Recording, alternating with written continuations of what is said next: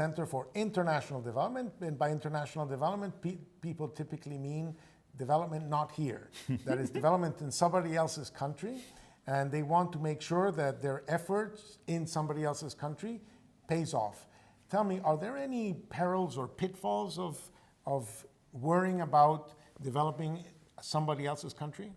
I think there are a lot of concerns with the concern over attribution, meaning it's one thing for the team to win, and then it's another thing to try and parse out what was my contribution versus your contribution to whether our team won. So, international development agencies are often taking taxpayer money from one country and giving it to another country, and the taxpayers say, I want a picture. I want a picture of what my money did in this country. That, unfortunately, can lead away towards what I have called kinky development, which is worrying about making sure the money gets to the poorest of the poorest of the poor, rather than thinking about the overall transformational process that will really benefit the poor. So economic growth broadly is actually the way in which most people in the world who have escaped dire poverty have escaped dire poverty. Because the way most people acquire higher income is they get more productive and people are willing to pay them more. On the other hand, that's hard to take a picture of, my having helped a government ensure better policies that cause people to invest more, that cause there to be more jobs. The whole causal link of what did you actually cause gets very complicated. It's much easier to think, I as an MGO or I as a bilateral aid agency, I'm going to structure a project where we identify this individual and we hand them a chicken, or we hand them a goat, and we hand them some training about how to raise their goat. And that way, not only have we benefited people, but we can be sure that the causal attribution is tight so that I can show the pictures around. How does this go wrong? Well, I actually did a massive study together with a couple of our co-authors about 10 years ago of how people actually escaped poverty, where we did a participatory exercise in villages around the world of ranking where they were on a ladder of well-being, from 1 to 10, and where they were 10 years ago. So we actually could identify who had moved out of poverty, and we went and interviewed those people. We interviewed roughly 4,000 people in 17 places around the world about how they escaped poverty.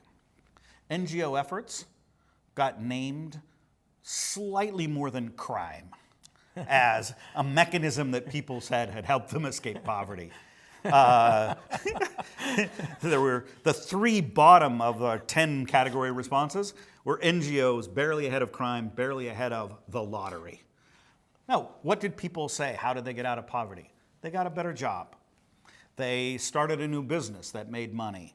They, created a new initiative in agriculture. Those were far and away the 3 biggest things.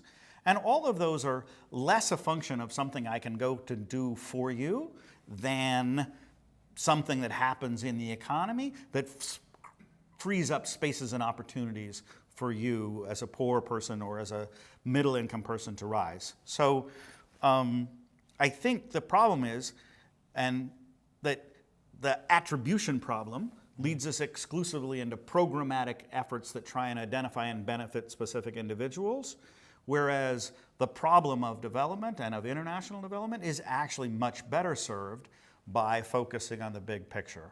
Let me give you just one example, because I worked in India.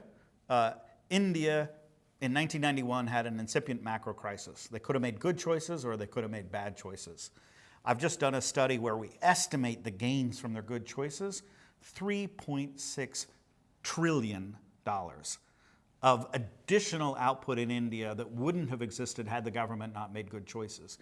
Anything that international development could do to help India make that choice was ex post just enormously productive compared to anything you could have done that you could have taken a picture of.